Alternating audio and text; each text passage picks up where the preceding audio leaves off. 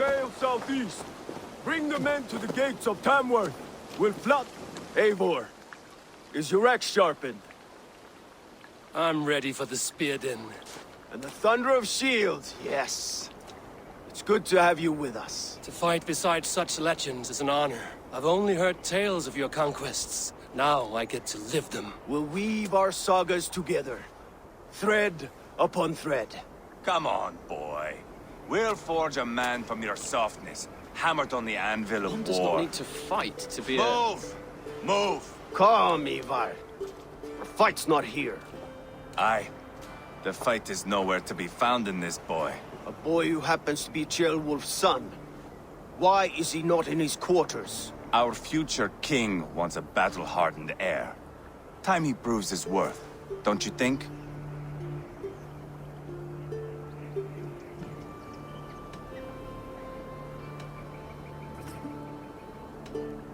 Can't be an heir if he's dead, Ivar. Can he wield a sword? I've had some training. I don't want to kill anyone. These men are my friends.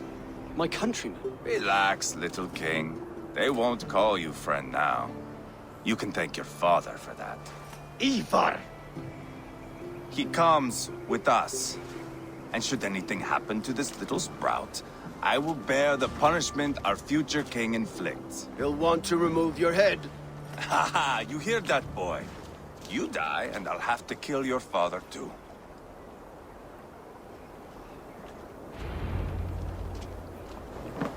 Mount up, Eivor. It's a long ride to Tamworth.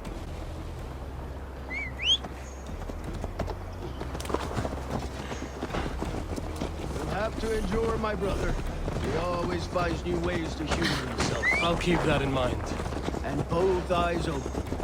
You smell that, Ceolbert? The stink of jealousy, of our budding friendship, I think.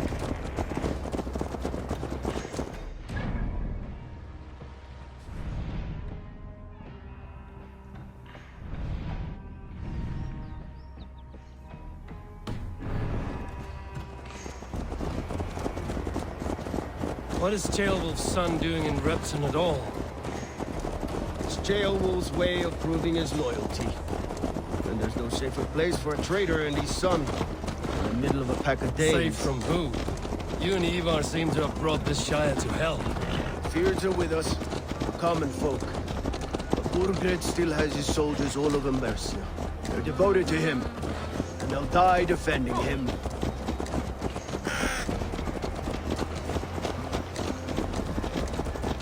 Your voice, Eivor. You sound different than the brothers. Good ear, Lord. Most in England cannot tell the difference. Not all Danes are Danes. From where do you come, if I may ask?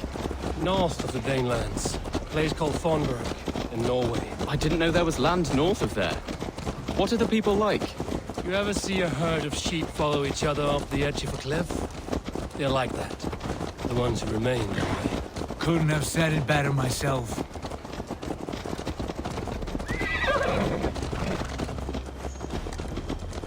Was it a mass exodus from Norway, then? It was. Norway is now the province of a young king, Harald by name. A boy wise beyond his years. Are you not angry that he has displaced you and so many others? I was, for a time. But our weeks at sea have softened my brow fire. If I am honest, I realize I quite admire King Harald. By words and by weapons both. He has pacified the country I call home. For the first time in any man's memory, or any skald's song, Norway has one king. Just one. And that is quite a feat. That is impressive, truly. England is half the size of Norway, and yet we have 4 kings for our 4 kingdoms. You see? How could I not be impressed? No, Harald is a good man with grand ideas. I can see that now. I am only 6 years his junior and have yet to see my first battle. I cannot imagine the skill and cunning he has. Your first battle is coming, young Ceolbert. From this day on, you may see rapid progress. I'm not sure I want so swift a rise.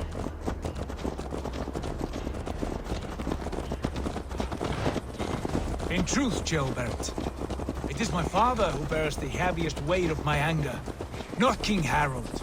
My father gifted my birthright to Harold without my consent or knowledge. As easily as if he might hand over a barrel of meat.